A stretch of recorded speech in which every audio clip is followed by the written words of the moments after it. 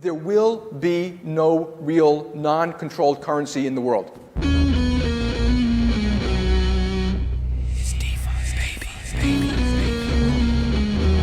coming for you, banks. It's an exciting time to be involved in Bitcoin Cash at the moment.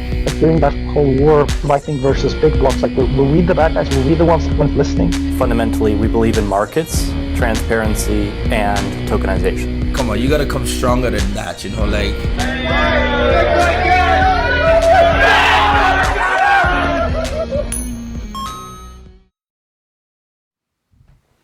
Hello and welcome back to the Bitcoin Cash podcast, following Bitcoin Cash on its rise to global reserve currency, going to number one. Same as always, this is episode number 76, Bitcoin Cash content creation, featuring the one and only bChad. Today is Saturday, the 8th of April, 2023. I'm your host, Jeremy. Jet is in the producer chair for his 50th episode as producing, so that's absolutely amazing. I'm glad he seems to be enjoying it and a part of it, and 52nd episode on the show as well, so absolutely monster effort.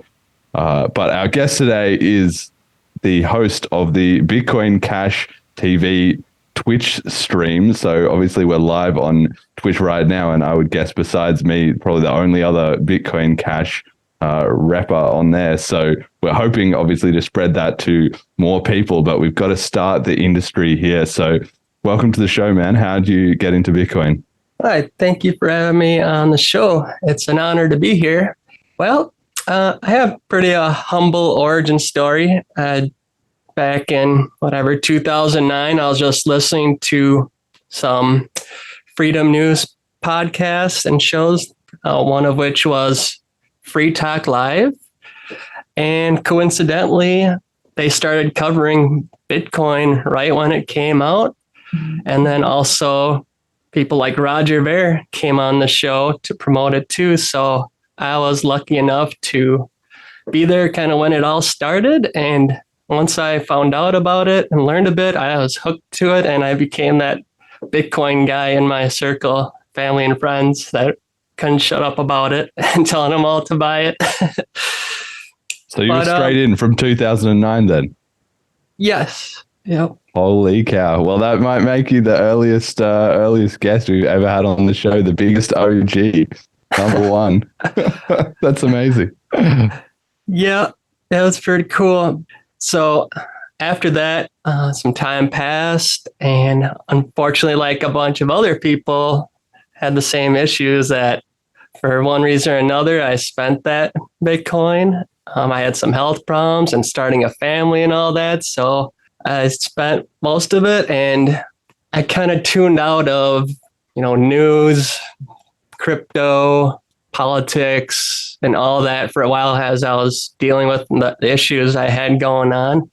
So from about, 2015 to 2020, I had no idea what was going on in the scene. And then once the pandemic started, I kind of heard some news going on with that price going up. And then I got interested in it and doing research, and I found Bitcoin Cash.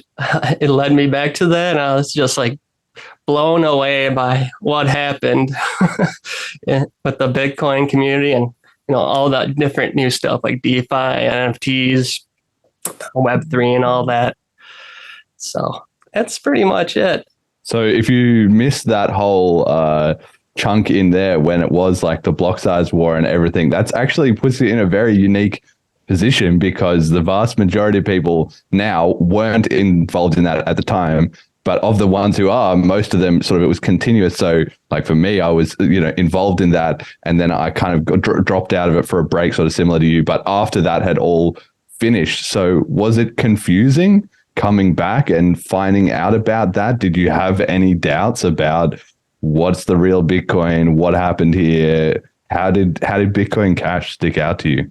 I just started looking into every coin that was on the market, because they're all new except for a handful of them that were from that time. But I just started kind of hearing people's opinions on it.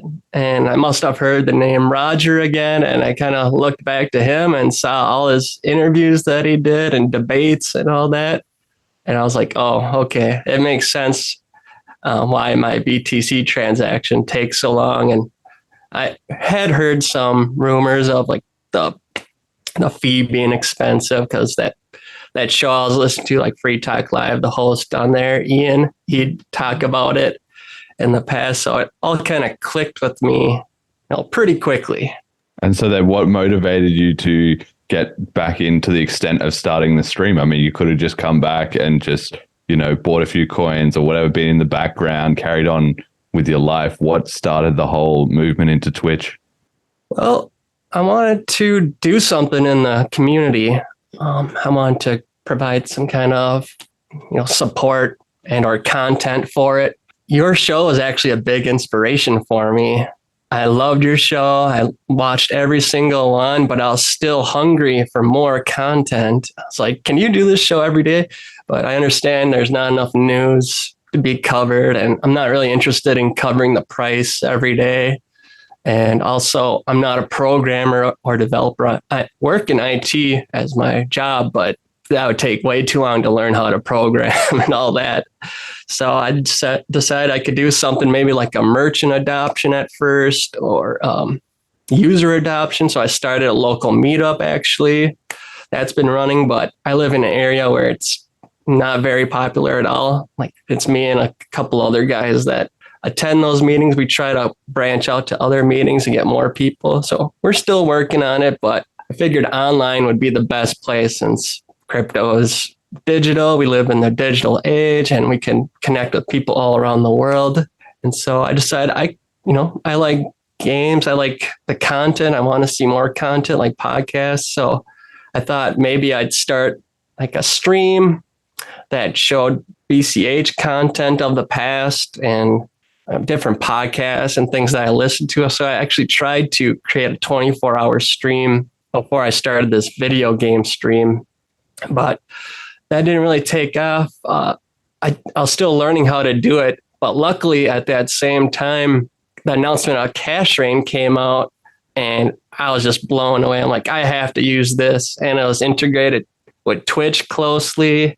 I just thought it would be amazing if I could combine content creation and use CashRain to spread user adoption to thousands of people all around the world. Yeah, that's amazing. And I'm very glad that we were the inspiration of the show, because I've said before, some of the inspiration that I had for the show was I was watching some stuff by Hayden Otto back when he was a bit more on the on the BCH train. I mean, he still always is a little bit. But anyway, at that time, he'd done some videos where he was breaking down the history and here's what happened and making some stuff in the Bitcoin Cash City and all that. And I thought, why isn't this guy doing more? Like, where's my 1 or 2 hour show that he goes into it all in detail? And then I thought, why the fuck is it his job to make it? Like, if I think it should be needed, I need to make it, right? That's the whole idea. And then it sounds like the same thing for you. You were like, oh, this is pretty cool, but where's the 24-hour stream? And the more of those people we build up, the more people that are willing to jump in and just realize, no,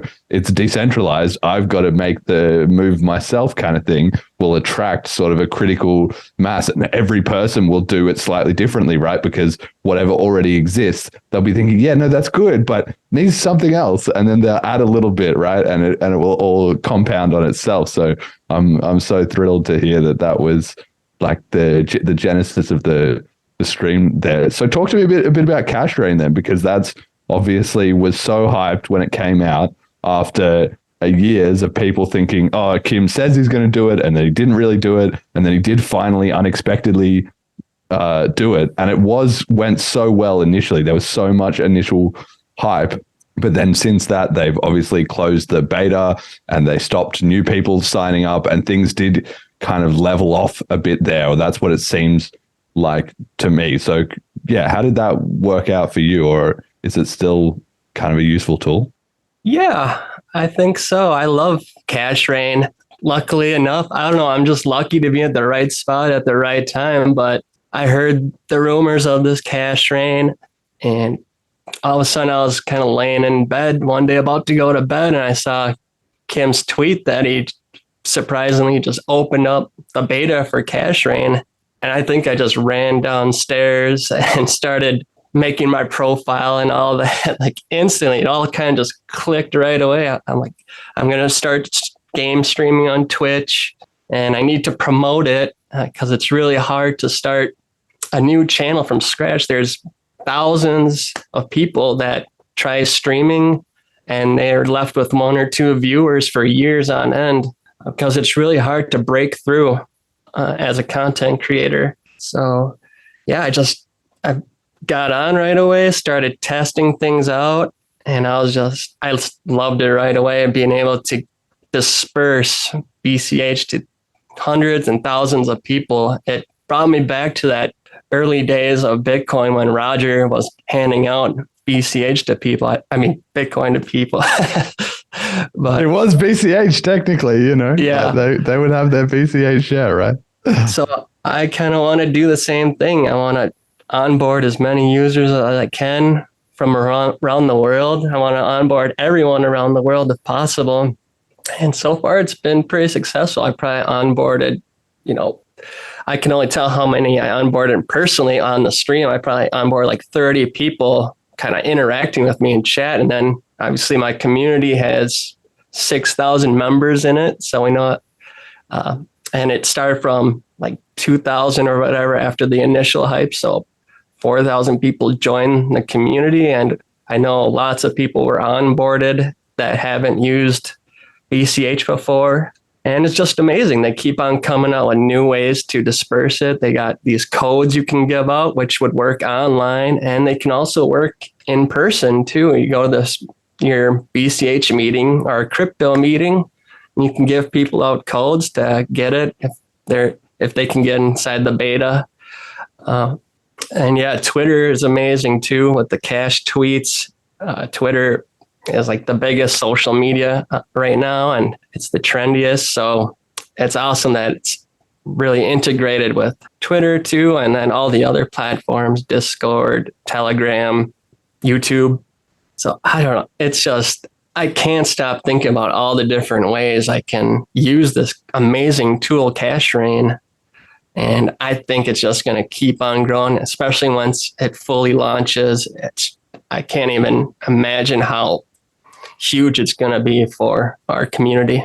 Yeah. So on that topic, I don't actually have any insight as to recently, do they have a plan for when it's going to come out of beta? Do you have any more news or visibility on that at all? No. From what I heard, it's a secret. I don't really have any true connection to CashRain except for bug testing on there and just kind of talking to people on the Discord. And so no, unfortunately, there's not a launch date, but I understand the reasons for that. Like hopefully it launches soon because I feel the world needs it right now with all the crisis going on. But I can also see maybe waiting till, prices start going up to catch that bull momentum. So do you think that's what they're waiting for? I had the impression that when they initially stopped the beta, it was kind of in some ways, as far as I could tell, a victim of its own success, where it was so successful so fast. And then they had a combination of problems with the technology, like when you're scaling any website, that's obviously, there's going to be an element of that that is going to come in. And it was growing at this huge exponential rate, which even the most, hyped Silicon Valley startup would have been loved to see, right? So they had so much of that technology on the technology front, and you got to, spin up more servers and have more load balance, all this stuff, right? So that was one element. And then the second element was just socially, because it's this new tool, they weren't prepared for, okay, well, how do we moderate communities? How do we make sure that people don't just spam it up with all this stupid stuff? Or how do we avoid people getting scammed? Or how do we avoid bots with people creating fake accounts, right? So they got overwhelmed with all that too. So it made sense to me that they thought, okay, look, let's just shutter it off a little bit and get everything working before we're ready to go big again. But it was a bit of a shame to lose that momentum. Are those the reasons? Or I guess, like you said, there was also sort of an element of timing it with the bull run? I hadn't even considered that, but maybe that's involved. Oh, that's just speculation because, I've heard other projects do fare a lot better during bull runs and whatnot. But yeah, I think they're just trying to get it bug free and as 100% complete as possible so that when it does launch, there won't be any problems and it'll just be really popular and grow fast. I know they're working on it every day. They're putting out updates. So that's why the site is sometimes intermittently laggy or whatnot. And there are little bugs that when like a transaction won't go through or whatnot, but the support team is really great. They help fix the problems right away. They're really friendly and hard workers. So I'm confident they're working as hard as they can to get it ready for launch. Yeah, no, I'm sure it'll be one of those things that will just kind of tick away in the back. Like for you, right? You're using it every day and you're involved in all of that. But for me, I've largely sort of checked out. The couple of times that I have checked back in on it, I have been surprised. That's it. It's certainly not just stagnating. When every time I look back, there's a new feature or a new tab or the layout has been improved and it looks slicker than it had. So they have been working really hard. It's just not something that they obviously are not going out of their way to really promote themselves, I guess, because in the background, they're still putting in the hard work to bring it all together. So I expect, like a lot of things in BCH, if you're doing real hard work and not just hype and scams, then it takes work. So what happens is you have to do that quietly for a long time and then come out blazing when you're ready to go. So everybody might hear about something and think, oh, this is going to be sick. But then it just fades away from the radar. They forget about it. And the key is that the team involved doesn't forget about it. They just keep grinding away. And then when it's ready to go, it's ready to go. And because there is a few things like that in the pipeline, that's part of the reason I'm so confident over the next year or, maybe 2 years, we're just going to see so much innovation and growth in BCH. And once a few of those things start coming out and they start networking up with each other, the network effect builds up, dragging people in. One of the big problems, though, with CashRain seems to be that they had so much focus on the bitcoin.com wallet integration, so they could make that really slick. But now bitcoin.com have been kind of trending away to more doing their own Verse token, not as much focus on BCH. They're not as convinced that things are kind of working out, which I would say is the exact opposite timing. It is just starting to come together now. But anyway, they don't seem to agree. Do you know if there's any plans to put in more wallets or anything like that? Or have you seen any indications in that direction? No, I don't know too much about that. I know that they try to work with the bitcoin.com wallet the most to make the transactions the fastest possible and as part of their login, I believe. But I do know that you can use other wallets. They're just not specifically made as well for it. Oh, really? Know. Okay. That must be new because when I used it, whenever that was 6 months or a year ago, you could put in an address. You could get payouts to another wallet, but you couldn't log in with another wallet or maybe not even fund. I think you could fund the CashRains with any wallet, but it was a bit more harder to do. You had to know what you were doing a bit more. I think that's how it is still, if I'm not mistaken. It seems weird to me that they would rely on the bitcoin.com wallet for logging in because there's you can just prove that you own an address and that should be good enough, or they could take it upon themselves to implement Cash ID, which we don't see wallets implementing yet, but would be a good kind of push for that thing. I question if there's a business deal going on there or if they're just relying on bitcoin.com's development team.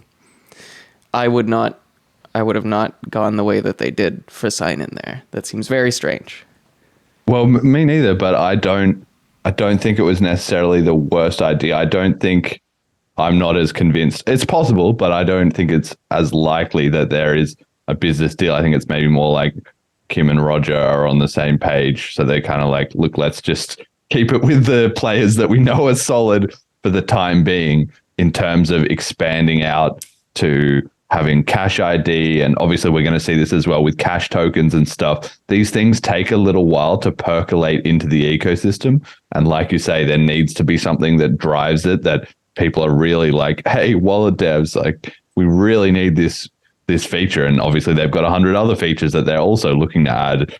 Like any hedge is another classic one, right? We've seen now that's in Paytaka and it's now in BCH Bull. In 10 years, it will just be standard that every single wallet, maybe in 5 years, that touches BCH has to have that, because it's just going to be such a key feature. But there's a catch-22 where when it's new, it's harder for the devs to set it up because there's not as much tooling, there's not as much documentation, there's not as much proof of concept, all that. So the first one or two teams to do it have to be super motivated and take a lot of time. And then the second one, it's kind of like, well, is this going to be a differentiating factor? No, because somebody else already has it. So it needs to get to the point that enough users expect it that you have to put it in. And then once you get to 3 or 4 sort of integrations, then it just becomes both easy to do and expected to do by the user base, right? So I think that's kind of the same process we're going to see with better logins, AnyHedge, cash tokens, all those kind of things. So that's why it's important they're in the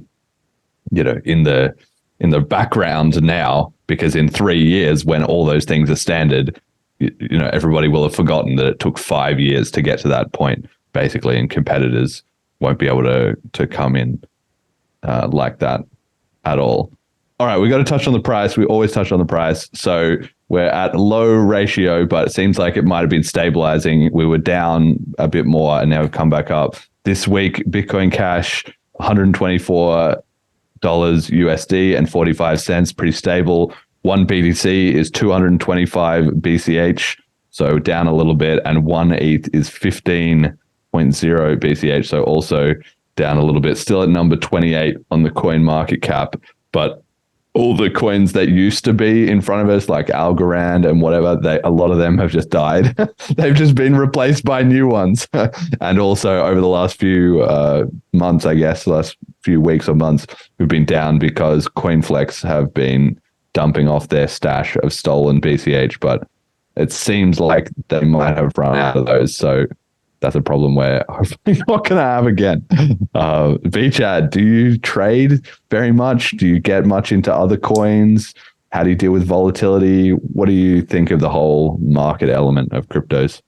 It's interesting. I dabble in some other coins. I really like other coins that have a utility, something like the pre-search. I like that, and the library, with the Odyssey. I enjoyed that while it was still going. But yeah, I do dabble in some other ones, like mainly the other currency coins, say Monero, Dash, those ones. And I'm mainly focused on BCH. I have the highest hopes for BCH. And I'm just stacking it while it's at this low price, because I have a feeling it's not going to remain here for too much longer, especially any day. There could be the bank run or some World War III crisis or something. And I feel it might dip for a little bit, but then I feel it might skyrocket exponentially like we've never seen before. Yeah, obviously it's part of the sort of theory of this show that I kind of see it. It's almost in 2 phases, right? Step 1 is we get to number 1 in the crypto markets, which basically means flipping BTC. And then number 2 is you knock off all the fiat currencies, right? So that's kind of, we're still in that first phase of the rocket launch. And we've just been dawdling along. But I'm seeing a lot of good stuff in the community. And what I think people struggle to understand is that unlike virtually any other currency on the crypto leaderboards or whatever, if BCH starts regularly moving up, the amount of attention and hype it will get will be insane. There is no other coin. Like if Lido DAO, which is below us at number 30, goes from 30 to 20, nobody's going to bat an eyelid except the people involved in that coin, right? They're just, okay, this is the regular wash of cryptocurrencies, or like Filecoin or Toncoin, any of these things. But if BCH goes from 28 to 20, then a few people are going to notice. They're going to think, what is happening here? Like, we thought this was dead. We thought this was over. Nothing resonates with people as strongly as a underdog comeback story. And once you get fresh eyes looking at it, as long as we're doing good work, as long as we're here, the community is putting out good content, as long as we've dropped a lot of that old baggage from the past, and we've got a new positive vibe, good tech coming out, and we're kind of practicing what we preach in terms of having a circular economy and being separate from all that digital gold bullshit, like people will notice, and a lot of people will think, I haven't looked at this in a few years. Like, how are they back on the radar? Like, I thought they were dead. Nothing could be as inspiring to people as that. And then it could obviously become a self-fulfilling prophecy. So maybe that's just my hopium, but I can genuinely see a world where that happens, especially if you combine it with like a bank run or something. Fiat exit starts cutting off, and suddenly the on-chain fees becomes a huge issue, because if you don't have low on-chain fees, you're actually having to pay those fees every day. I can see that just turning into a disaster for them. But is it just me dreaming this hopium, or are you also seeing like we're going to have a huge run? What would trigger it, right? Like a bank run, CashRain gets announced, and at the same time, I don't know, somebody huge on Twitter, Elon Musk, says Bitcoin Cash is the real Bitcoin. What would it be? Could be some of those or some kind of combination of that. Unfortunately, I'm kind of black-pilled in a way about the adoption, or people starting to realize the importance of cryptocurrency. So I think something's going to have to happen with a crisis and a crisis resolution to the big problems going on in the world for it to finally really click, or people have to start using it. But it still doesn't mean you have to stop working on it. I think everyone working on their projects should continue to, and try to reach out to people and everything, so we can be ready and get as many people on board before that happens as we can. But yeah, I don't think it's going to just go to number one tomorrow unless something bad happens, unfortunately. Yeah. No, it's very unfortunate that most people are going to have to get burnt and sort of learn the hard way. But are you seeing, like you mentioned before about, obviously we were doing things online. I'm doing the show online. You're doing the show online. And it seems that largely we've got to a place of realizing we can't afford to fight in the physical world in terms of running too many meetups or trying to focus too heavily on merchant adoption.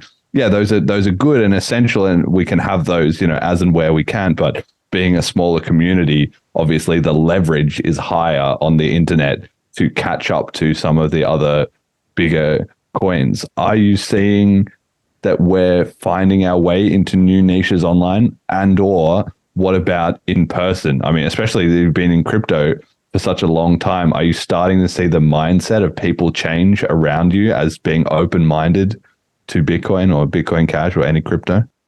I mean, the scene is a lot larger than when it started, obviously, but yeah, I think it depends on the group. I mean, there's a group around me that's kind of like a Web3 NFT, and they're pretty open about it, and they'll hear you out and not get mad at you. But then there's like a BTC meetup, and it's very strict, and you can't talk about anything other than BTC there. As for just ordinary people, I haven't had any success throughout the last 12, 14 years of really onboarding anyone personally in my family and friends. They're just still in this mindset that crypto is a scam, or it's like tulips. Despite anything I show them, they're kind of just set on that way. That's why I had that viewpoint of it's going to have to cause some suffering before they kind of understand it. And as for online, I feel, online is the place to be. Not only because my region that I live in isn't very crypto heavy, I guess, but it's a lot easier to get people that are already kind of looking for a crypto to look into online, instead of kind of wasting time just kind of starting from scratch and trying to get people in person. Like I said, I've been running the meeting for over 6 months, and we've only had a couple people come through directly to those meetings.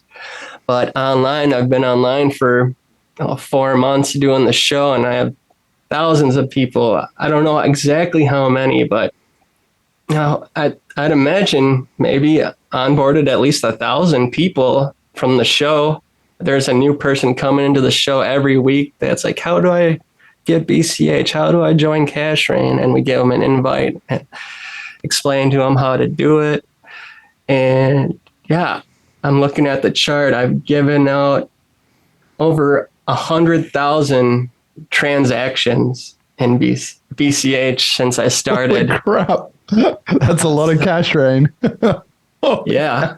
So there's no way I could do that in real life in person, but online, it's amazing. I feel the community should kind of focus on that. We've tried, the developers, programmers are doing great. I feel we have a solid foundation, but, we tried merchant adoption. That's kind of hard to do without the users being there. I'm not discouraging people from onboarding merchants. I love those projects like Bitcoin Jason, trying to onboard people, and Ryan. And I'd love to even try that a little bit myself, but I'm not going to focus on it. For me, I feel I need to advertise to get more users on board. I feel the missing link right now for BCH is the advertisement. So there's development, merchants, users, and advertising. And for advertising and online content, we're really struggling compared to the other crypto projects. Like I said, your show is pretty much like the main show. There are a few other people trying to make content too, but haven't been too successful yet.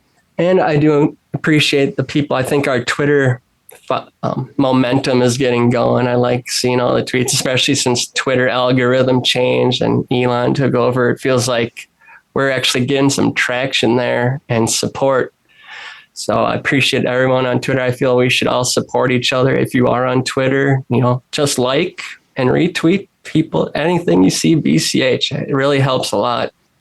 So there's two things that I think are really interesting just thinking about. One, when I got into crypto, there wasn't an anti-crypto group.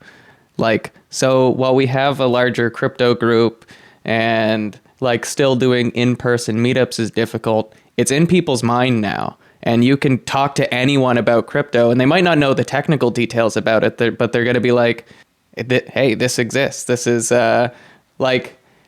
I don't know, it's in the Overton window now, and that's nice.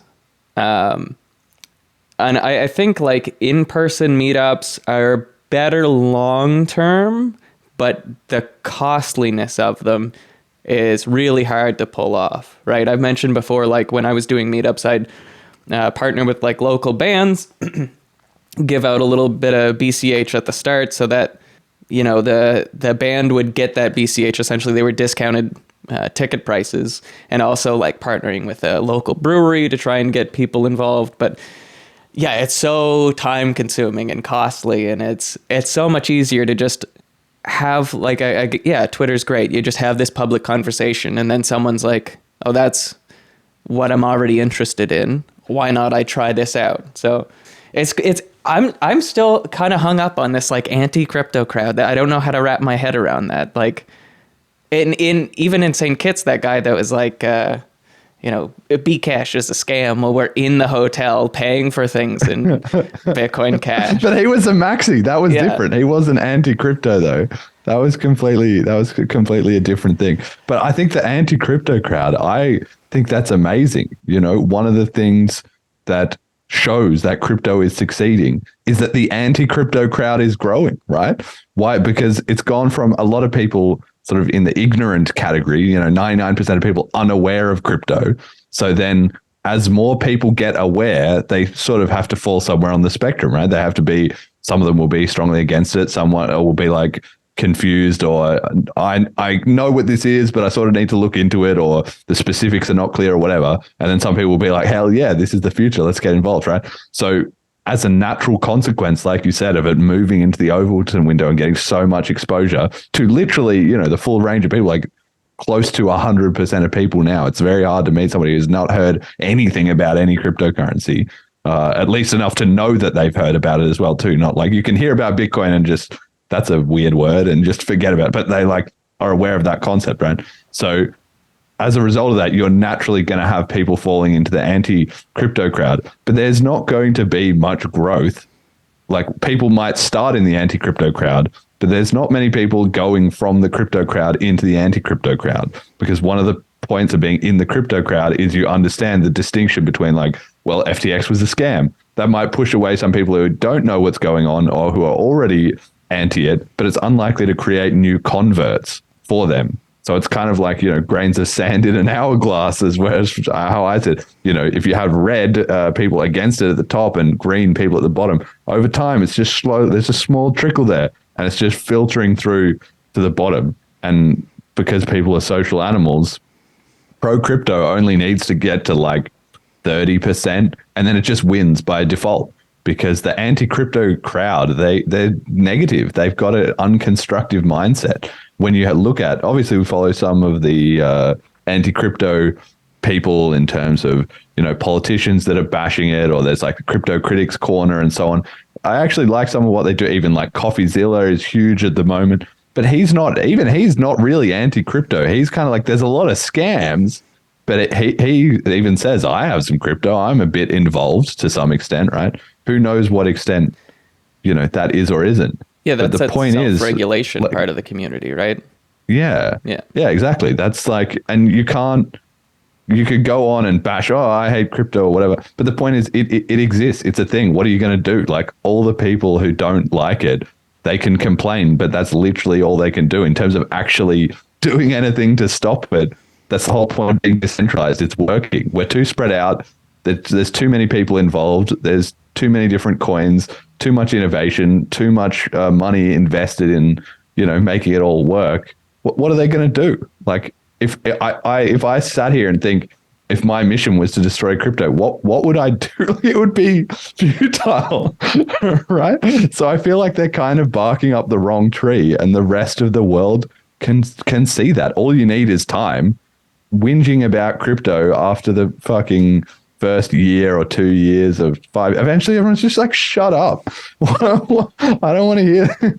What do you mean? They don't have an alternative. That's the thing as well. It's like the gold bugs, right? They don't have the gold bugs like, yeah, we should all use gold. And it's like, well, do you have exchanges, and do you have local meetup groups, and do you have all this stuff? Are people trading it? Do you have new innovations to get people interested? Do you have cool marketing? No, they don't have any of that. They just have theory, which is what Esteban said on the last thing. So, and it's like a spectrum. It goes from like anti-crypto people who are like, we hate this, but we don't have a good alternative. What are you going to say? Use fiat currency? Everyone already does, and they can't deny that there's banks blowing up. There's problems with this and that, right?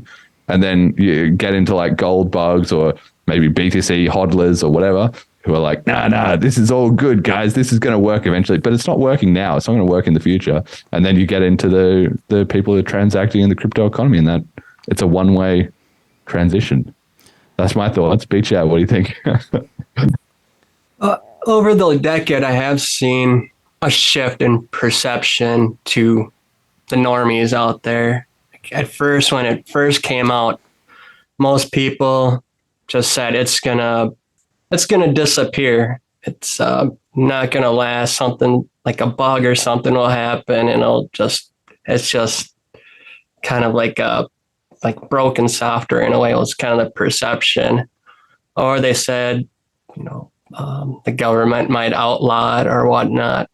But now recently, those same people they moved away from that kind of mindset, and now they're still in a mindset of it could be a scam. Like they're scared to invest in it because they see it as like a stock, and so they're worried about putting in money, now because they feel it's going to drop in price. So that's what I've seen recently. That's my experience. But it is part of everyone's lexicon, and everyone knows of crypto now and Bitcoin that I've talked to, not just because of me, but because it's in the news all the time and it's not going away. It's been so long, and I think they're realizing it's here to stay, but they're still just a little bit worried to invest in it. One more thing before I forget, since this is a couple, probably 10 minutes back now. I feel like hearing you speak about in-person adoption, even with your family, I relate to that so much. And I have not found, like, I think it's counterproductive to be evangelical about cryptocurrency, especially to my family, because they grew up with me. They know I can get obsessive over things.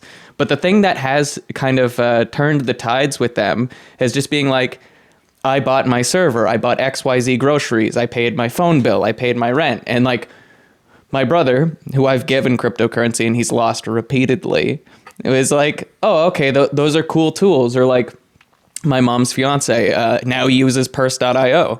And that's just not from me spending 3 years being like, this is a cool tool, you should use it, but being like, I got this using this service and I saved 15%.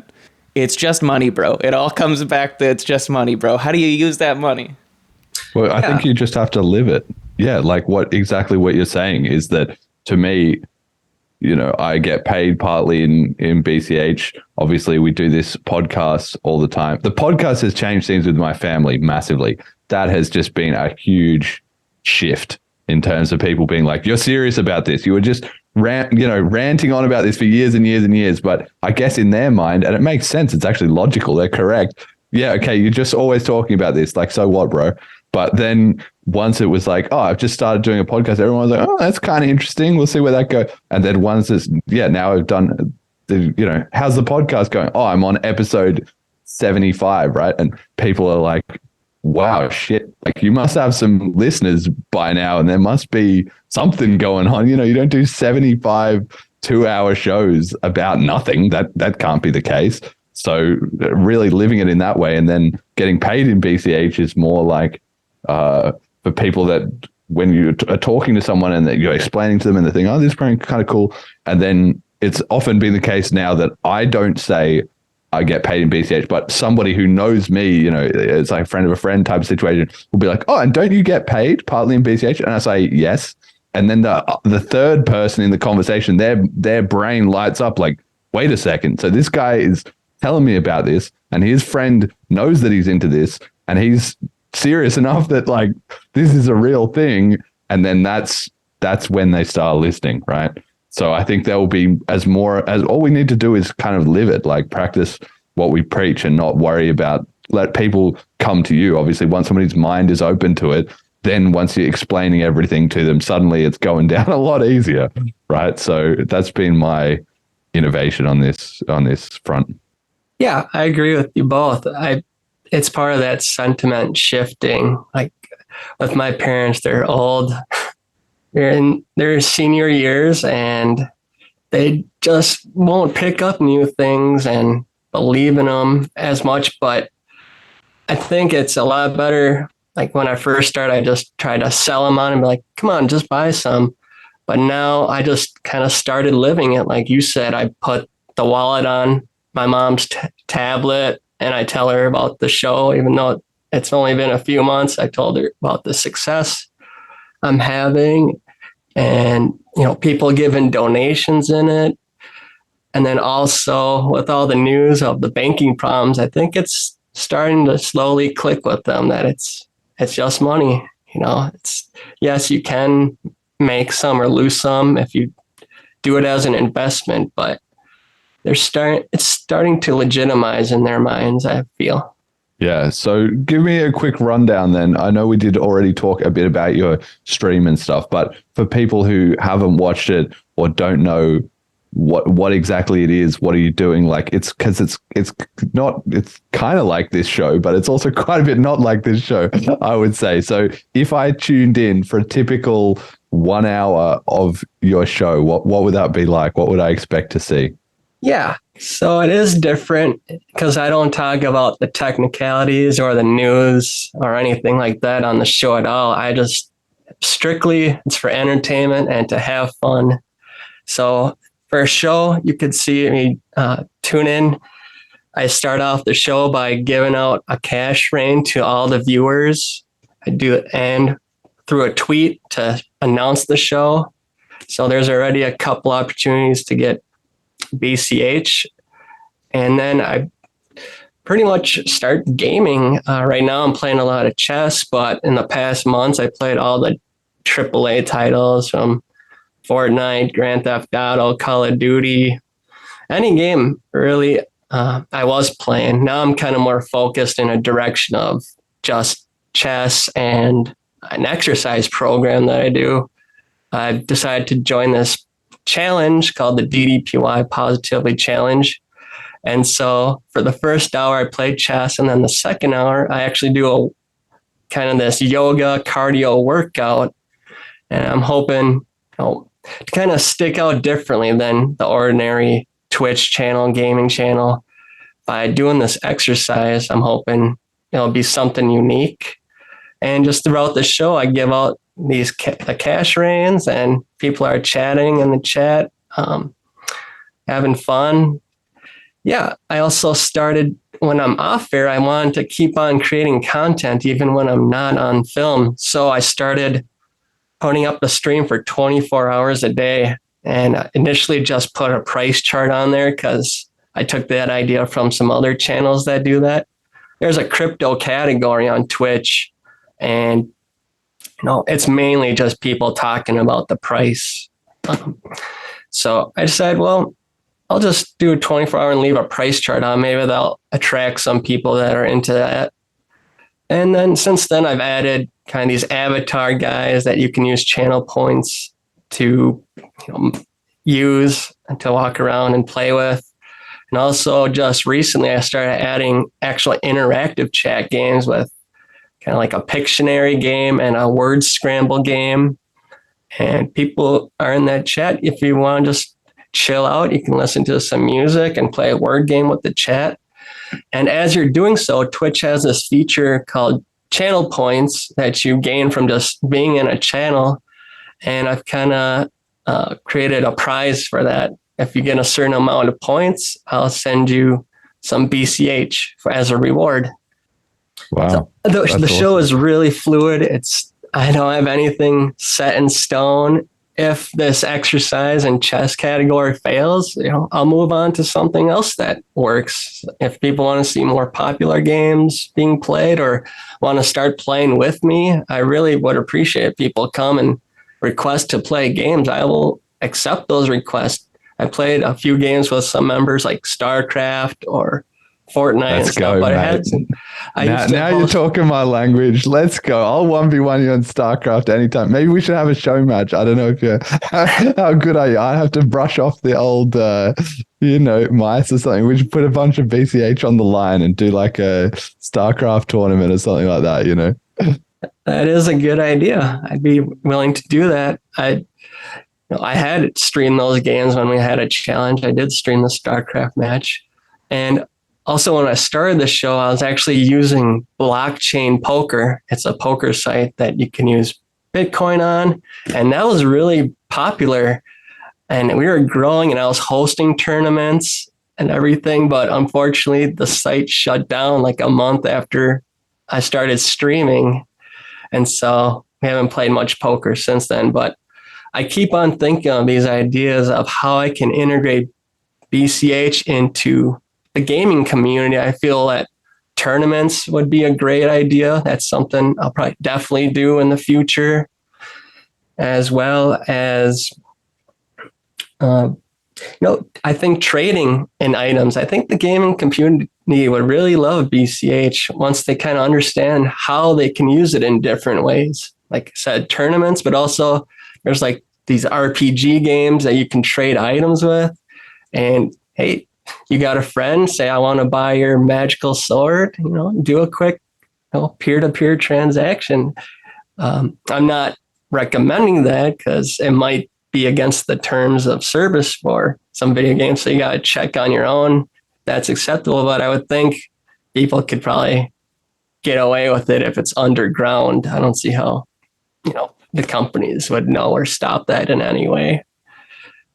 So yeah, I'm constantly thinking of ideas, especially once we grow larger. I want to get the channel to be a 24-hour channel and not show a price chat. I'm hoping I could reach out to some popular streamers and maybe in each different genre and kind of hire them on to be part of BCHTV And so that they would give away CashRains too and fill up each time slot and hopefully make a 24-hour network of constant BCH and CashRains being transacted.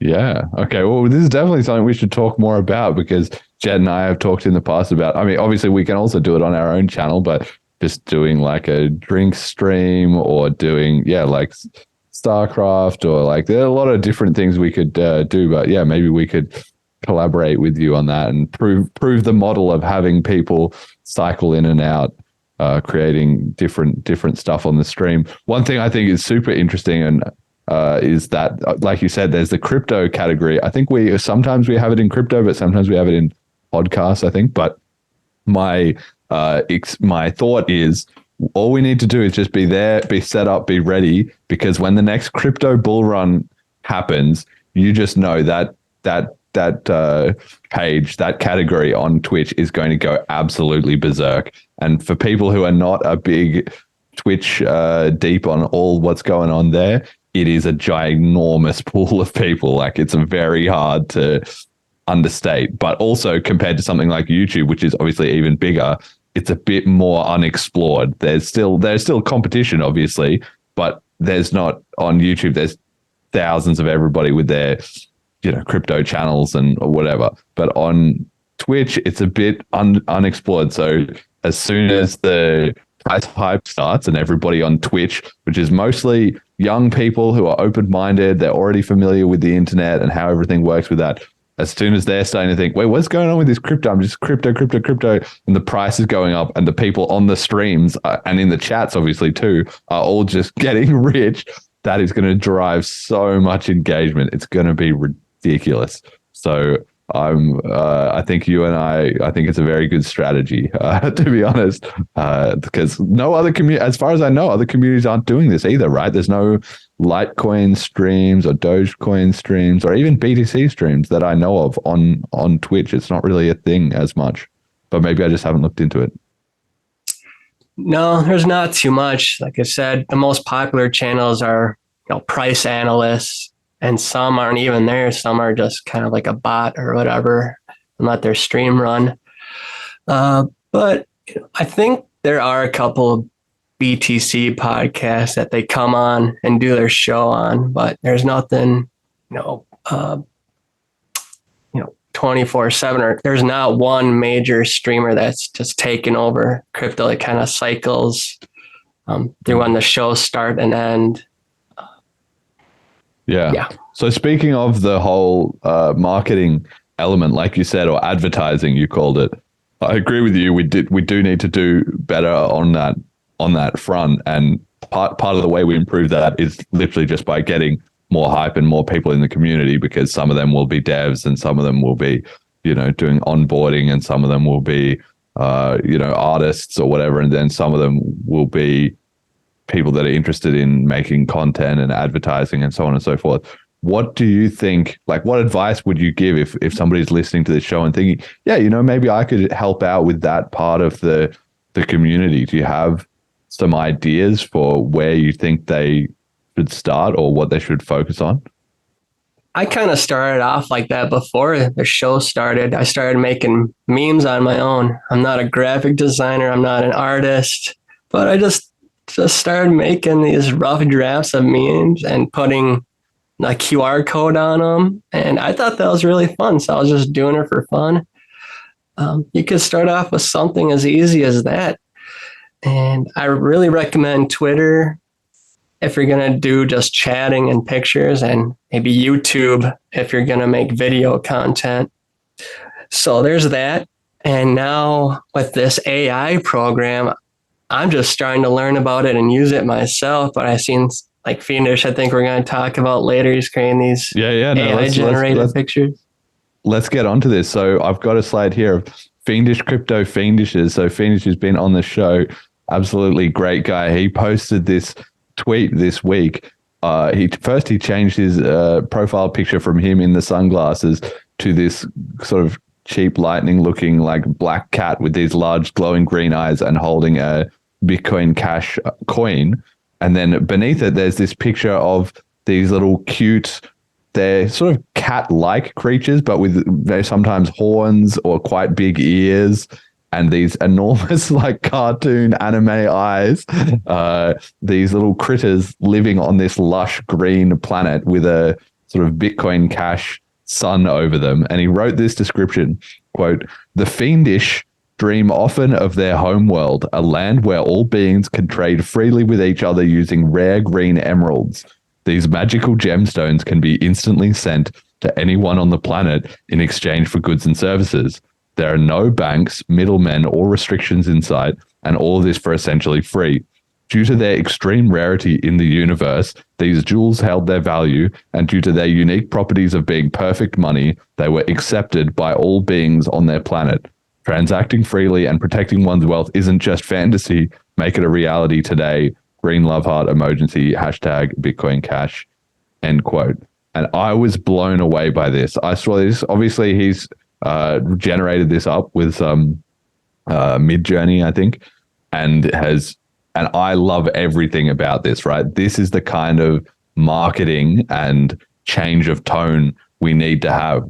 I love the idea of saying, the BTC people always gone on about digital gold, and people always think diamonds are rare. So thinking of BCH as like green emeralds, it's a very attractive image. And I didn't know, but emeralds are apparently 20 times rarer than diamonds. So emeralds are actually one of the more expensive and hard to get gemstones in the beginning.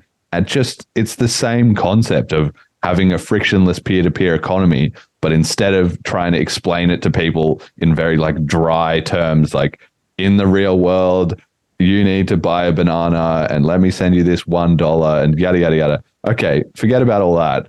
If it's the same idea, but just wow, in this magical fantasy land with these cute little creatures and stuff, it would pair perfectly with some kind of NFT type of game or little artwork game. I would love that. I would be so keen on that. It's perfect for sort of like we're talking about the Twitch demographics, where maybe a little bit younger, but even you don't have to even be that young, even just as a more general spectrum of the population. It's not so hardcore. These cute little creatures, you can kind of get it, and it would be great on a mobile game. I just love every element of this, and this is the kind of thing I think we need to be promoting and helping to elevate more. Like this really stands out to me. I was like, there's no crypto doing it. There's kind of the Ethereum. They've got a bit more of that artwork type of vibes, but nobody has made any like community storyline or myth around their coin like this. So I love it. What do you think? That was the one thing I was going to get into for the advertising. I think there's a few major groups that are really open, or they need BCH in their life right now. They're looking for it. I'm not sure if the NFT needs it as much, but NFTs are kind of the trendiest section on Twitter, in my view, and they're always having spaces and everything, and they're pretty open-minded. So I feel once this cash token comes out, we can get an NFT, maybe a Fiendish NFT with a cat on it or something, and we could even generate the NFTs with the AI so that we don't have to pay artists and stuff. I feel that could be huge. So if you are starting out with trying to advertise, I know it's really hard to gain traction with 0 or little followers, but just start going into these NFT Twitter spaces, hang out, listen, and then maybe try creating an AI art, and just think about maybe, creating an NFT in the future or something if you like the art. I think the NFT community is one that we could get a lot of support from, and people would gain interest in BCH with that. Yeah, and I guess one of the reasons that would also be a smart area to focus is because that's going to, by default, have a lot of people who are not in that BTC side, who are held down by all this baggage of what is Bitcoin and blah, blah, blah. If they're in the NFT one, they're probably already separated from all that, and they're a bit more open-minded to the wider possibilities of crypto. And ETH particularly and BCH tend to pair quite well. There's a lot of overlap there. Like when we did the listener survey, that was ETH was the third most common after BCH and Monero that people had, and there's just a lot of shared thought there. In fact, a lot of the early ETH people were BTC people, Bitcoin people that left because of all the problems with the block size war, and they didn't wait around to stick it out with BCH. Instead, they just switched. So there could be a lot of deep sort of sentiment and crossover that we could take advantage of there. And I think somebody said, Poncho Man Magic says, very cute but naive though. BCH didn't. Let me see. BCH didn't manage to hold any significant value since inception. If you create a narrative based on false truth, it is not going to work or attract new people to BCH. We need to stay rational and assess strengths and weaknesses in order to adopt winning strategies. Yeah, so I think that's true. We don't want to focus, too much on the price part of it, but we still do need to make the point that it is valuable, and the price graph is a little bit misleading because of all what happened with the fork and Coinbase and everything. We've been into that before, right? So we need to say, well, why would you trade this? Why would you accept this? Why would it circulate in an economy? Because it's valuable, right? That's going to be true whether or not the price is up or down, and hopefully the price will start to improve, especially given the upcoming halvings and stuff like that as well. So I think as long as we're not too heavy on that price part, I like the idea of wrapping it up in some mystical fantasy. It's just more positive and more fun, and I love that. And I think the BCH community needs so much more of that. So it's my impassioned plea to all the listeners: just wherever we can, we just got to drop all this negativity about the past, all this whatever happened, whatever scams, whatever forks, whatever conflicts, kind of not that relevant.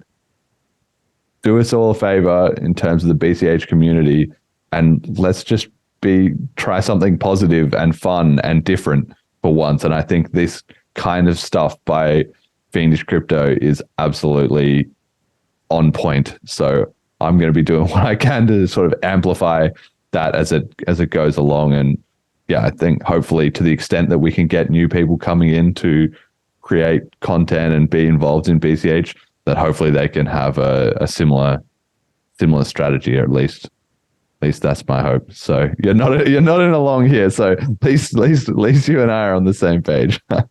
I have a couple other points I like to make about advertising if we can right now, or I could save it for later. No, So first thing I'd say is I'd buy a Fiendish NFT if it came out. I like the look of them, and I think that would be a great starting project for cash tokens. Second, I do feel that we need to use this AI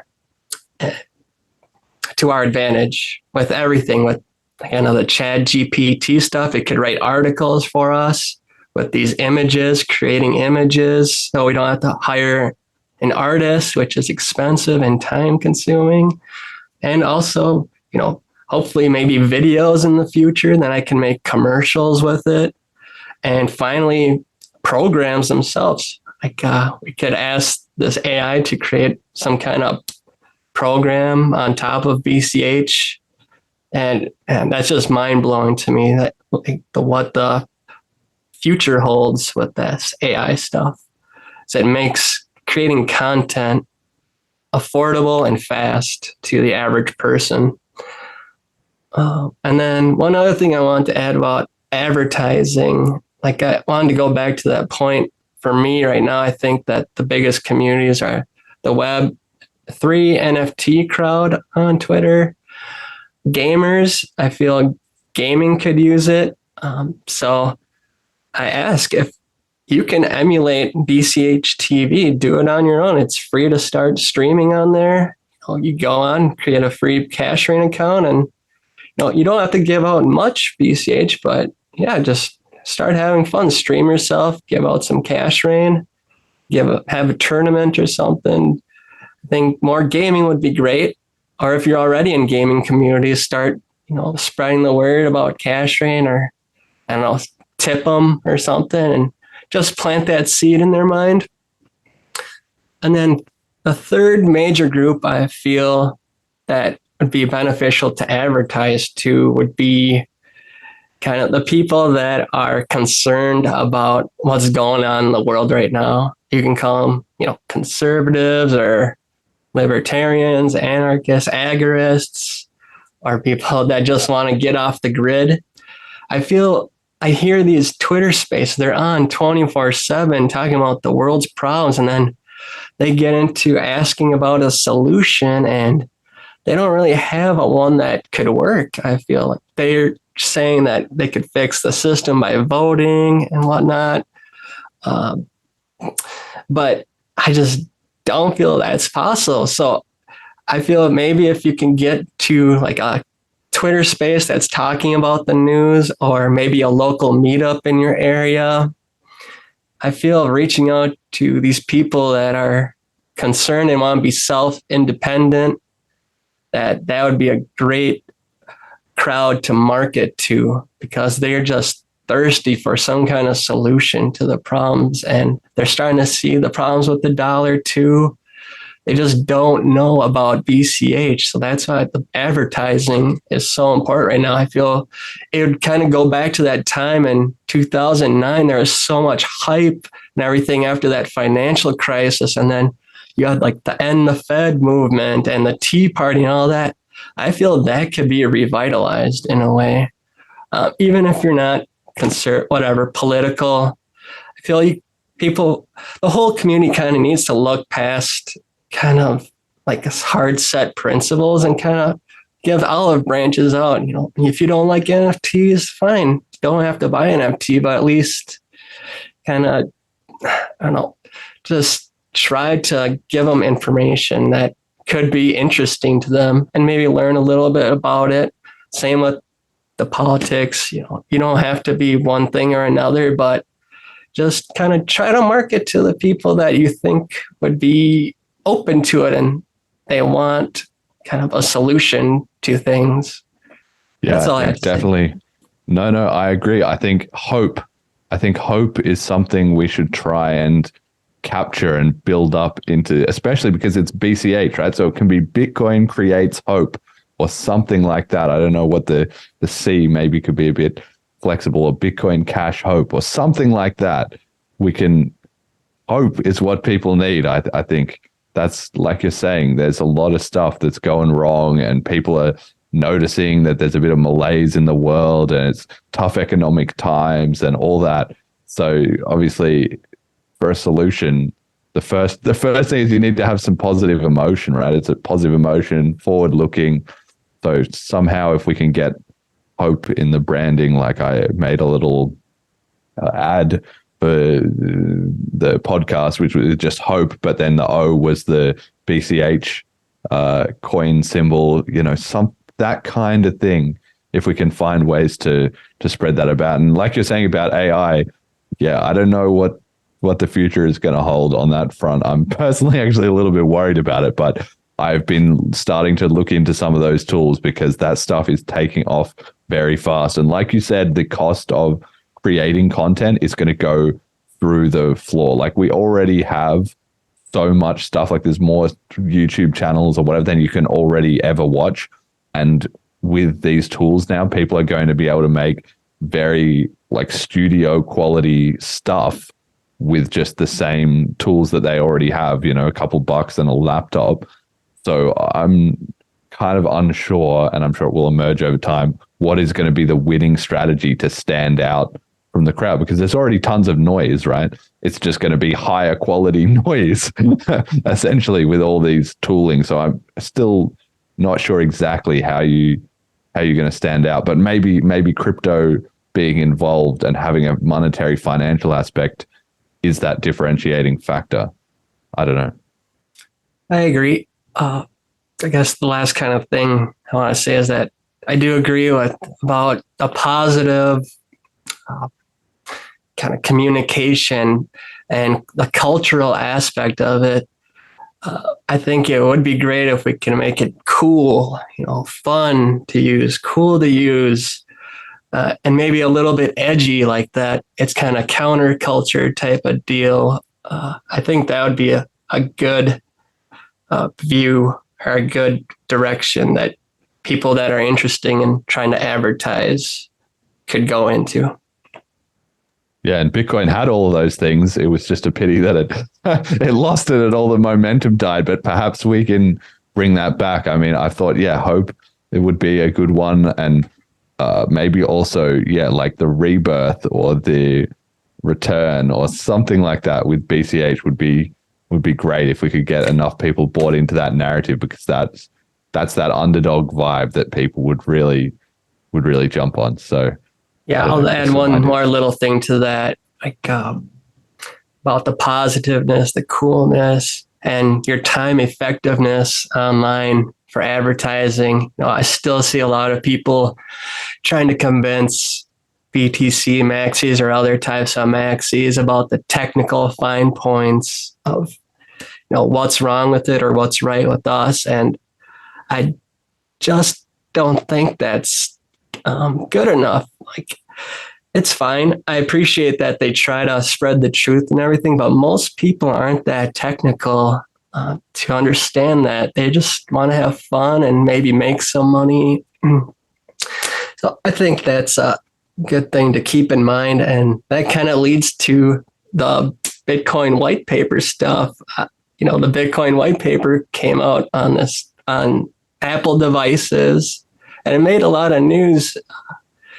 But I don't think most people are technical enough or care enough to actually read it. And I guess we could go into that if you want. Yeah, let's get into it. So it was just this news story from this week that somebody turned up on this Bitcoin bookmarks forum, which I've never heard of, that the original Bitcoin white paper, Satoshi Nakamoto's famous 9-page explanation of what is Bitcoin and how it works, has been included by default without the users, or apparently even most of Apple probably being aware.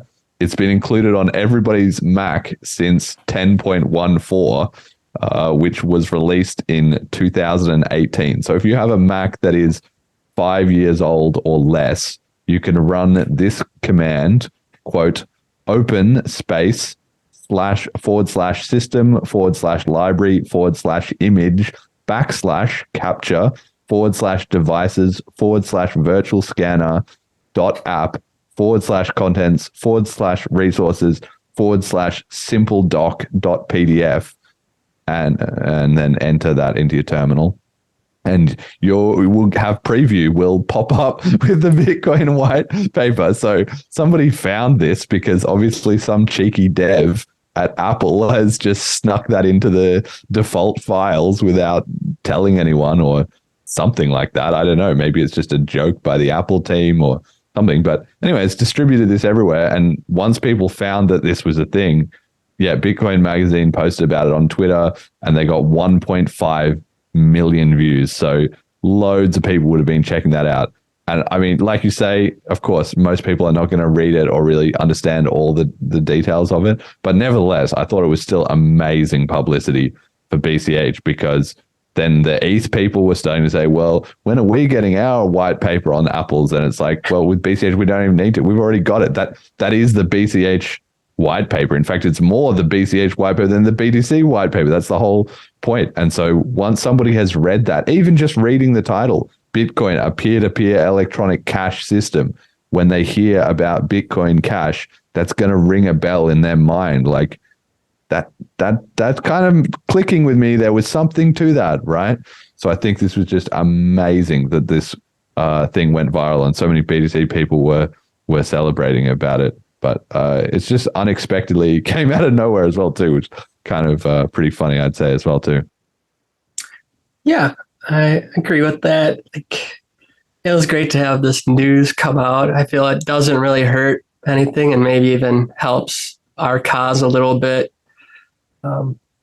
As for like being on Apple, it just brings up a lot of questions in my mind. Like, was this kind of snuck in or put in intentionally? Like, what other kind of content is secretly on the computers? And also, if Apple did put it in themselves, what kind of plans do they have for Bitcoin in the future? Are they going to integrate more things into it, or I don't know what it makes me question like what their stance is. If it was put in intentionally, if it wasn't put in intentionally, then it's just kind of a cool Easter egg in a way.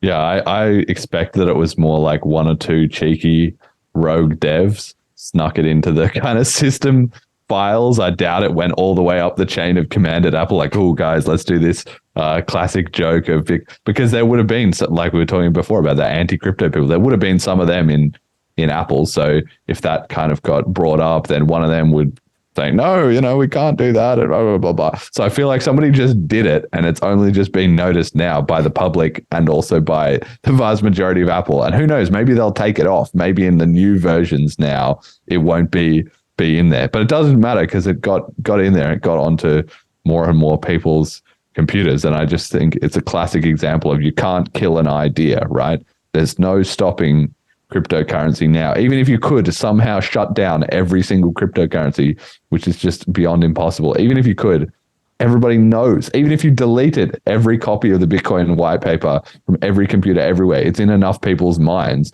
that somebody else would just type it up like, okay, it was roughly like this, guys. This is how you put the pieces together. Boom, we'd be straight back at it, right? So an idea is the most viral thing you can have. And so just seeing that get so much extra exposure was just amazing to me, because essentially once enough people in the world have read this paper, then BCH will just crush it. The main thing standing in our way is that people don't really understand what Bitcoin is and how it works. And this paper explains that. So it's great news for us. So on that topic, we've got we've talked a bit about the anti-crypto people, obviously.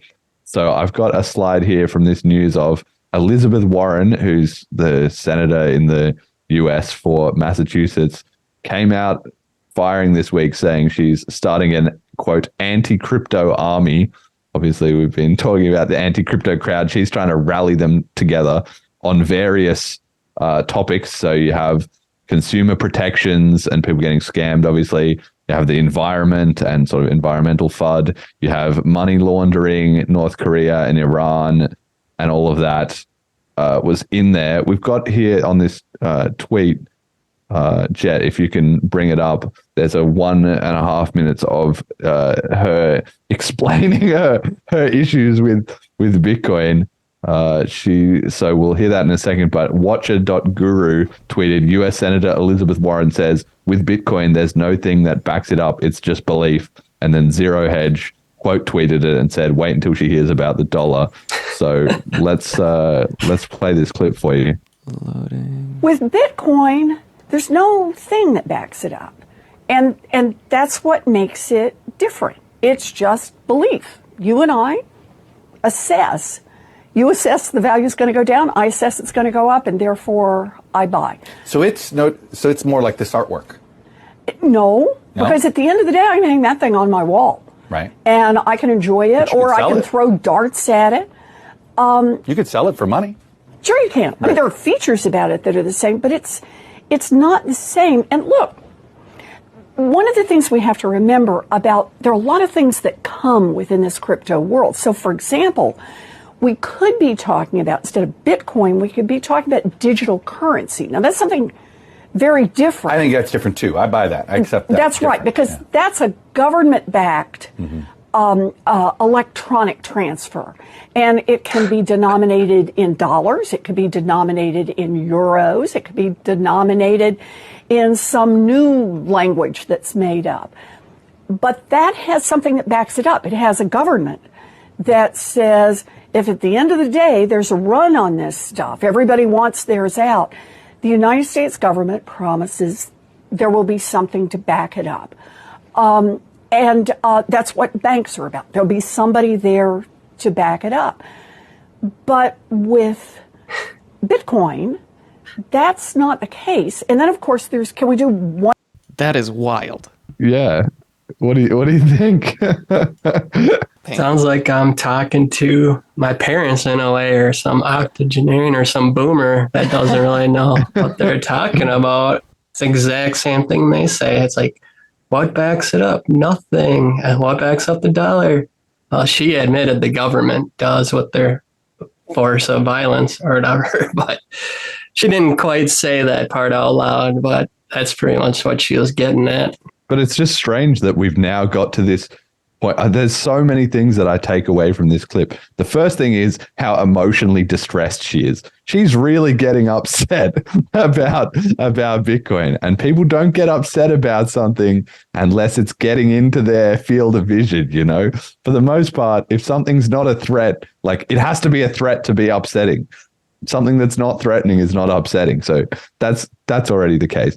Then she's saying, oh, well, it could be a digital currency. It could be denominated in dollars or euros or in some new made-up language. That's the whole point. Bitcoin is that made-up language. And then she's saying it's not a thing. Like, it literally is what she's already describing. And it's just amazing that she's essentially got this incorrect premise that a government is required for something, which the very existence of Bitcoin just proves that that's a lie. Because if you needed a government, how come it's been running for 14 years still there? And all of crypto, really. So the entire thing is just so transparently wrong. But whether she's lying or whether she just literally does not understand that, either way, what she's saying is not going to stand the test of time, because people can see that that's false. It's very simple. And when she says, oh, it's just backed up by belief. I mean, it was funny, the guy explaining to her, like, yeah, but you can trade it for what you consider money. So isn't that something's going on there, right? If somebody, and she says, well, some people want to buy it and some people want to sell. That's like everything else. And if more and more people want to buy it, then that's good night US dollar. It's that simple. So yeah, you're right. It is just completely out of touch, but it's kind of amazing that it's now echoed up to this level of global clout. And this is the sort of low info takes that you get from somebody who is apparently on this huge campaign against it. And she still doesn't even really understand what she's dealing with. You know, it's like the first step of any kind of campaign against anything is you'd think you'd want to understand what you're fighting, but whether by ignorance or by, malice, she clearly doesn't, right? Yeah. Elizabeth Warren, she is on one side of the aisle, and the majority of people on either party, they have to go with the herd. So I'm not really surprised she didn't look into it more or have like a differing opinion. There's not many people that do on any topic within the government. Once it feels like people are sided and have a viewpoint on one thing or another, and they have to all agree on it.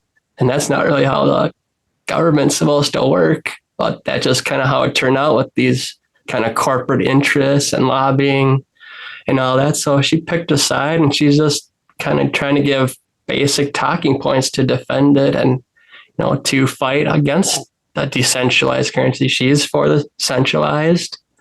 And, we like the decentralized version because that's the only version that can work and that's fair to people. That also brings up the point that I talked about before with kind of going for the more right-leaning crowd. Like the most left-leaning are kind of starting to go against it, and they're working with the banks and with the corporations. And the right is kind of starting to push the other way. Like there's a couple of governors, I believe, in the states like DeSantis and Noem from Florida and South Dakota that are saying no to CBDCs. So that's another aspect of this. Like, I'm not really surprised by the attacks. Like ever since I found out about Bitcoin, I'm like, oh, when's the government going to take this down, or how is it going to take it down? And fortunately, it can't be taken down with, it running on systems, decentralized. But no, I know they're gonna try to take it down with law. At least they're gonna try to say all the decentralized ones are illegal to use, and the centralized ones, like their CBDC or Lightning Network or whatever, Algorand or whatever, are gonna be the promoted ones that they have more control over. Not too surprised on her take. And them trying to stop the decentralized currencies. Are you worried about it though? Do you think this kind of thing is ultimately going to be effective? I'm personally very unworried about a lot of this. And yeah, I think it's unfortunate that crypto is polarizing a little bit. It's becoming a bit of a political issue. But at the end of the day, it's not the end of the world. I mean, in the end, crypto is for everyone, and that's fine. If people are going to get a bit wrapped up in politics, well, it's much better that we have some strong supporters and some strong haters than just nobody cares. So I consider that kind of a step forward, even if it's a bit unfortunate when we want to get everybody to strongly on board, right? But when you get to this kind of Elizabeth Warren being really upset about it, I sort of see it as it's like a sign of success for crypto, really, because crypto has this nice property that the bigger and stronger it gets, the stronger the sort of the opposition that fights it. If Elizabeth Warren had come in 2010 and wanted to start demolishing everything, well, maybe she would have been in a killer position to do so. But the Bitcoin and crypto generally gets on people's radar about, proportional to its strength. So it's now at the stage where it's big enough and it's resilient enough and there's enough people invested and involved and who know the truth and who understand the technology and who are building businesses and who want to keep pushing it forward, that it's too late.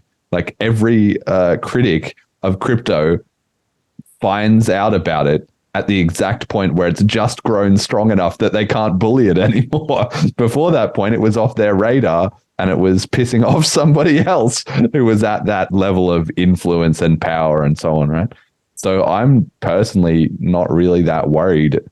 Whatever bill, obviously there's people involved, Coinbase and whoever, the huge ones that are making money in the ecosystem, they're kind of bearing the cost of all dealing with all this bullshit, which sucks. It's unfortunate for them. But on the other hand, they're in the perfect position to do it. And so the rest of the ecosystem, I think, just needs to just crack on. Like we just leave this whinging in the past and just become undeniable. Just make something so interesting and so cool and so attractive that just the more and more people we get on board, the less any of this boomer complaining matters, right? Yeah, there's just so many things I could say about this. It is good and bad. Like you say, I feel the decentralized version will win unless there goes into full authoritarian totalitarianism. They would have to do a lot to stop it completely now. Like they would have to work with like Apple and Google to remove every wallet off their Play stores or whatever, so people couldn't access them as easily, but still you could probably download another way. I mean, they've already tried stifling it by sabotaging, the main one that was out. And their propaganda works really well too. You can still see people just using the same talking points like that Elizabeth Warren's using, or, some other kind of Maxi uses, that even though it doesn't make sense or it's not true, they still kind of keep on repeating it because that ego is just naturally programmed like that in humans too. Even if you're wrong, just don't admit it. Don't admit that you're wrong and just keep on going with it. I don't think it can be stopped. It is good. Bad news is good news too. So more people hear about it, but at the same time, she might be able to scare some boomers into thinking, oh, okay, the government doesn't like it, so I shouldn't like it either. But then at the same time, like we just said earlier, there's this divide in the country of left and right, and maybe the boomers on the right side hear Elizabeth Warren, they don't like her politics. And so they'll be like, well, if she doesn't like it, maybe I should like it or should look into it. So there's a lot of different aspects to this that are going on at the same time. I think it's good to use a really extreme example here, though. Like, as far as like banning and stuff goes, keep in mind the FGC 9, that 3D printed semi-automatic 9mm gun, was designed, printed, first test fired in Europe in a place where they had completely banned firearms. So the power of decentralized communities makes all of this regulation completely pointless in my mind. It will scare away boomers, yes, but over time, it's not going to be oh, these people are bad and they're using it. It's a necessity. Everyone's using this thing because it's the most useful thing for us to use. I might as well join. Like, terrorists all over the world use the US dollar. No one's like, oh, these terrorists are using the US dollar. I'm never going to use this again. That's right, exactly. And just her arguments are just so flimsy and weak, and they're just at that base level of, I'm in the government, so the government is good, and this is outside our control, hence I'm upset. Like, there's not really any rational debating or logic about it, and luckily the truth, for all its problems, does tend to win in the long. So I'm confident that as she's going around screeching about crypto in like the White House or whatever, there's enough other people that are like, you're just wrong and you're just upset about it. And it's just a backwards looking thing. It's the same reason the BCH community needs to drop all that whinging about the past. You just sound like this. You sound like Elizabeth Warren. If you're in BCH and you're bitching about, BTC back in the day, fuck that. That's the same as Elizabeth Warren. Oh no, there's nothing that backs it up.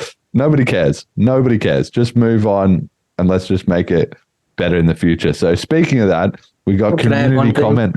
Yeah. Jump in. Sure. Like I said, they can't stop it, but they're going to try to stifle it like they've already done with this whole tax thing. I mean, that's a huge reason why you don't see a lot of merchant adoption in the United States, because it's so complicated that the merchants are scared to do it, or they just can't figure out how to do it. If that law wasn't in place, I feel a lot more places would be able to accept crypto and willing to.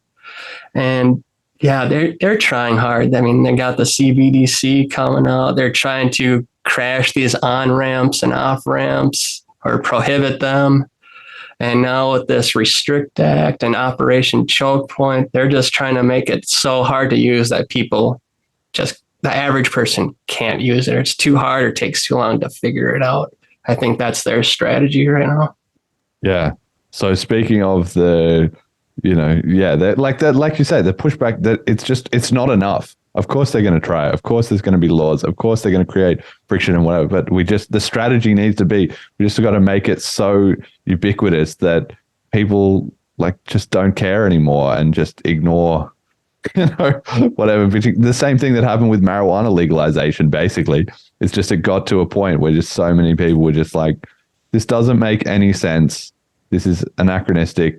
We just got to get rid of it, So that's basically the strategy. All right, community comment of the week. I really wanted to bring this up. We've got, Esteban, who we had on the show last week, kind of separately to the show, but it seems maybe it's had a bit of an influence. He has really switched on in terms of all the lies and the BTC, blah, blah, blah, everything like that. So we've got this guy here, Mark Andrew, tweeted on the 6th of April, 2 days ago. Some of y'all trashing Michael Saylor, for arguing Bitcoin and the USD can coexist. It absolutely can. Bitcoin can be the base layer for national currencies, just like gold was. It's a very logical next step. So this was this Mark Andrew guy that is just completely been recaptured. The whole point of like gold didn't work because it was, gold backing the currency, and then whoops, and it's gone, right? All the gold was gone and you've just got your paper currencies.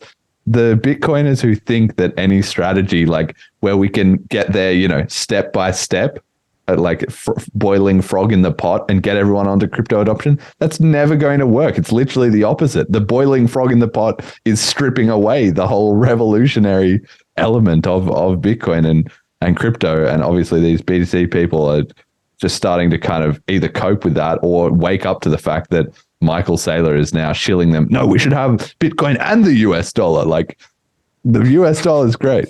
So anyway, Esteban replied to this guy and he said, quote, "This fixes nothing," all caps. "The entire point is no intermediaries," all caps. "No need for trust, no need for fiat. All you need is a phone with an internet connection. You send, receive, and done. Why is this so hard to understand? Enough with the intellectual masturbation." So, end quote. So that's basically that's it. It's just, we just need people like him to slowly get on board. as soon as they understand all those concepts, they'll jump on BCH. There's no two ways about it. And he published an article that I read, which was about how to deal with problems with the Lightning Network and stuff. And there's a cheeky line in there which said, it might sound like heresy, but maybe just try another coin, if this isn't working, buried in amidst, different ways to manage channels and do all this sort of stuff. Like, that stuff's just not going to work. So we just need to get people the ideas, and then the practice of actually trying it and using it follows kind of naturally. So I was just very happy to see that, our efforts to unplug people are working. But I don't know, maybe we shouldn't be focusing too much on people who are too caught up in Bitcoin and fiat coexisting. I don't know, bChad, did you have any thoughts on that? Yeah, it seems like almost daily I'm starting to hear of, at least the BTC crowd, like fumbling some kind of error or like aligning themselves more with the government, when, like I said in the beginning, 2009, it was the complete opposite of that. We didn't want the government. We didn't want corporations or intermediaries or centralized layers to it. So it's just like that sailor said something. There was a clip that went viral this week too about him saying like he doesn't like gold, or that, Bitcoin can work. It should work with the US dollar, not kill it or whatever. It's just like, feels like almost every day there's some kind of like flub that they do. And I think some people are noticing that they're getting away from what it used to be, even though not everyone is an OG or whatever. So, but I feel the new people are also kind of scratching their heads and like, what we want to work with the government on this, even though they screwed up everything else. I'll pass. Yeah, exactly. I think this whole, it just comes back to the truth is decentralized. So there was a lot of narrative capture and all of that, but it's just crumbling apart at the edges. And you've had Michael Saylor elevated up so much as this representative titan of these people, and now he's just walking it back. It's like the exact opposite of what he should be saying. Firstly, he's putting all the gold people offside when he should be trying to say, guys, we're in kind of the same camp here. Gold, it was digital gold. Bitcoin was the best because it's digital gold. And now he's busy saying gold sucks. So he's kind of shooting his own argument in the foot. And then on the other hand, saying, no, we need to work with the government and stuff, which obviously we have criticized many times on this show.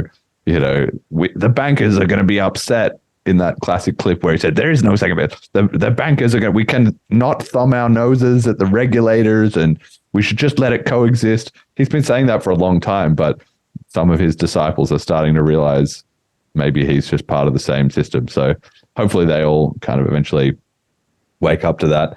Okay, we got meme of the week. So I found this one. We were speaking about AI.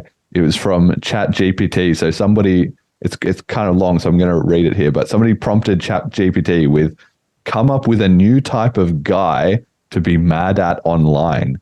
He should have obtuse political opinions, finds ways to relate news events to his own personal preferences, highly confrontational, but only on a narrow set of interests. And then the AI prompt responded, introducing the zealous Zeppelin guy, the ultimate source of online annoyance. This individual is known for their bizarrely specific and overbearing political views, which center around an unwavering passion for dirigibles and all things airship related. The zealous Zeppelin guy is infuriatingly talented at twisting any news event to suit his own personal preferences. For example, when a hurricane devastates a coastal town, he'll post long-winded rants about how if only the government had invested in a fleet of heavy-lift airships, they could have easily evacuated the town, thus blaming the disaster on the lack of dirigibles. His political opinions are often obtuse and centered around advocating for a world where airships are the predominant mode of transportation. He dreams of a society where politicians are elected based on their commitment to expanding the airship industry and has been known to start social media campaigns to try and turn this dream into reality, end quote. So this just made me laugh so hard because obviously it's very pertinent to Bitcoiners and crypto and just there's always people in niches, but Bitcoin, and especially Bitcoin BTC, is a classic of just being a single issue kind of focus and just not caring about everything, and Bitcoin fixes everything kind of a mindset. And you just don't need to be like that. Like, to appeal to the broadest segment of the population, you don't need to be a one-dimensional shill of BCH or of crypto or claim that it fixes everything. That's just counterproductive, and that's just annoying. So that's why this kind of made me laugh, because I just thought, yeah, zealous Zeppelin guy, he's just annoying, and he's not going to convince anyone to try Zeppelin. Instead, you need to be like moderate Zeppelin guy, you know, some guy who he just thinks Zeppelins are cool, and he'll take you to the air show on the weekend, but he's not going to crowbar it into every single conversation or make every semi-political discussion about that. So I think that's also something we can try and learn from, because reading this description, it just made me laugh, because you just know the exact people who are like that about Bitcoin. Did this make you laugh, bChad? Yeah, I never heard of this. That was a cool little story about it. But yeah, all right. Goes back to other things you're saying about being positive and make it fun and cool.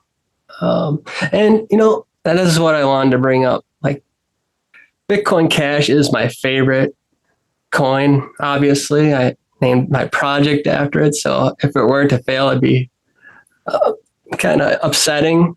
But I'm not a maxi in it. Like, I understand this AI is coming out, and people keep on thinking of newer inventions, especially in the technology field. It's constantly changing. So if something were to happen to BCH that got sabotaged or breaks somehow, I would have to just move on to the next best thing. Or if AI creates a better crypto and could, disperse it to everyone around the world instantly, evenly, and somehow it's better than BCH, great. I'll probably do that then. But for now, BCH is my favorite. It's the easiest to use, the fastest, has so many great properties. So yeah, I'm not stuck on BCH or die.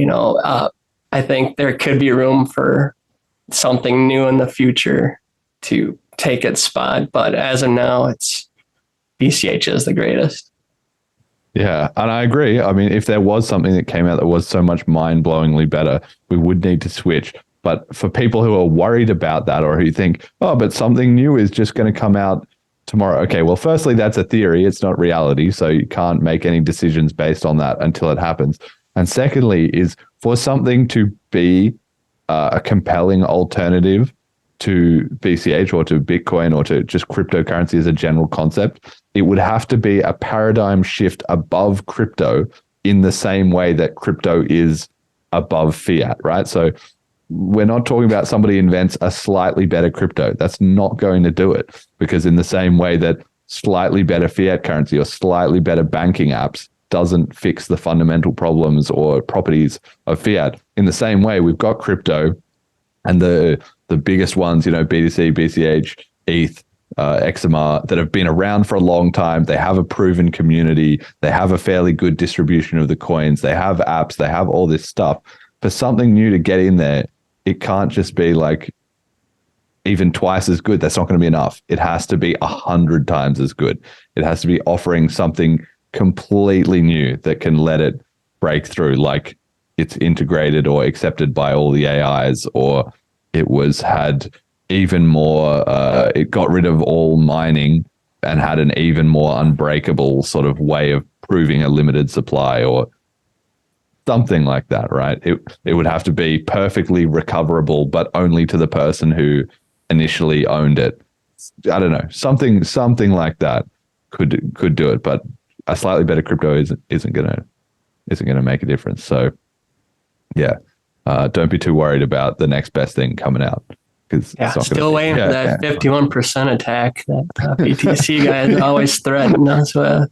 Any day now. Any day now.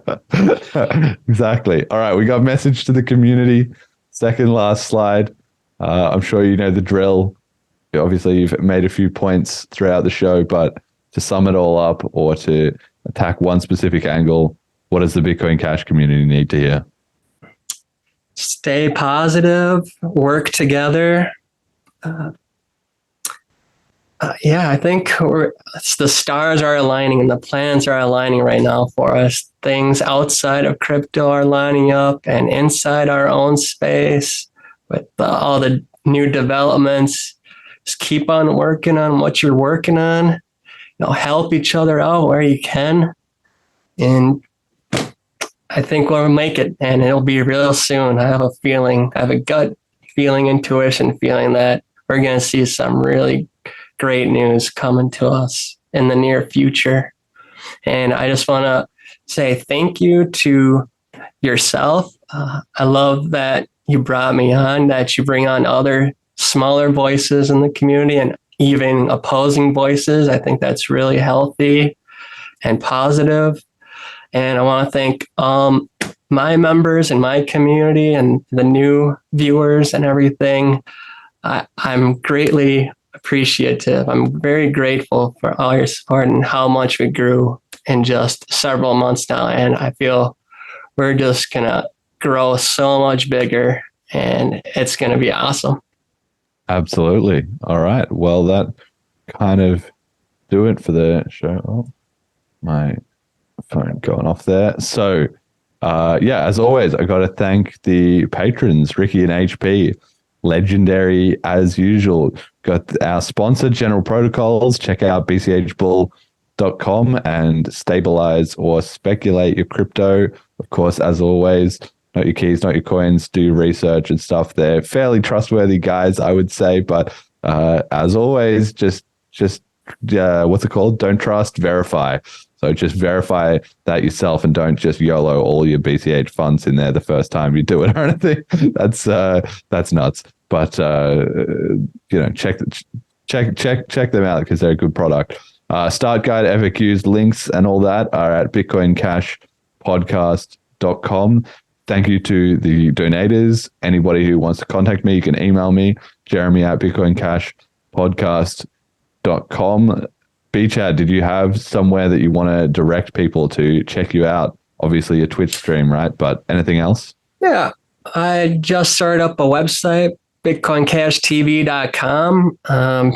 You can find all the links to all the social medias. Obviously, Twitter and Twitch are the biggest platforms that I create content on. I also have the Discord and Telegram.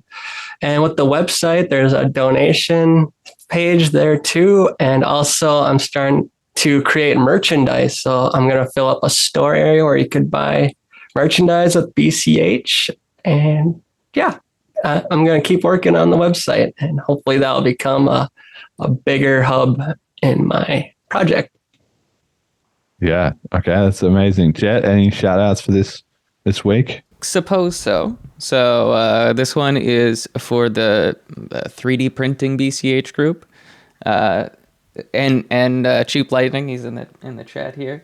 So they posted this like candy machine, and he immediately tagged me and was like, "Adapt this for BCH." Because my very first hackathon project was an attempt to get a crypto candy machine, but getting the actual base for the machine itself was the most difficult part. I was no experience with 3D design. So this is viewers can't see this, I'm off cam, but I've got the first prototype done. I'll be working on adding a little bit of store. I don't know if I'm gonna build it out in the bottom or in the back, but I'll put the exact same circuitry that I did for my first hackathon project in there. I'm gonna rip off the little front handle for the auger, and then we'll have a fully complete BCH candy machine. That's awesome. And my shout outs this week, I've got two. So the first one goes to Fiendish Crypto for coming up with that Fiendish stuff, hopefully pushing that. And he is running the subreddit, reddit.com/r/cash tokens. And there's also a Telegram group for cash tokens. People should go and check those out because he's doing a bit of an initiative to push people into, or to start up some fresh, positive, forward-looking, kind of business-focused BCH discussion and innovation. And I love that. You know, obviously we have our BDC, we have some existing Telegram groups and all that. But in terms of, you know, setting aside some of the old grievances or being too worried about the, you know, conspiracies to suppress BDC, that's all relevant and true, yes. But on the other hand, we need to just let go of some of that to focus on the future. And he's doing a great job incubating some discussion about that. So that's my first shout out. My second shout out is to Jet for doing 50 episodes of producing, because that's just been amazing. Thank you very much. Well, if we're doing that, I'll tag along here. Thank you for having me on. You got it. You're muted. Viewers can hear, but I said if we're gonna be playing that, then thank you for having me as the producer for 50 episodes. There have definitely been situations where I felt like I've dropped the ball, but you know, slow and steady, and things are progressing well. Yeah. No, I think especially going to St. Kitts, I was thinking before this show, after 50 episodes, like what would be the highlight? I think when we did the meetup and stuff in St. Kitts, I think that was amazing. I'm sure we'll do another one, you know, similar to that. Maybe sometime later this year or maybe next year, who knows, but I'm sure it'll come around. Yeah, so this is tangential, but I've got a little bit of a garden started, so I can't just like dip away. But I've seriously been thinking about traveling back to the UK just for like a couple weeks, just for like setting up an IRL studio and we can still do virtual guests, but just being there I feel like there's just so much more energy physically with someone than through a Zoom call or through Telegram chats or something. But yeah, it's in my mind. It's hopefully we can do it sooner rather than later. Yeah. We're working on it. All right. That'll do it for this week. Thank you everyone for listening. Until next time.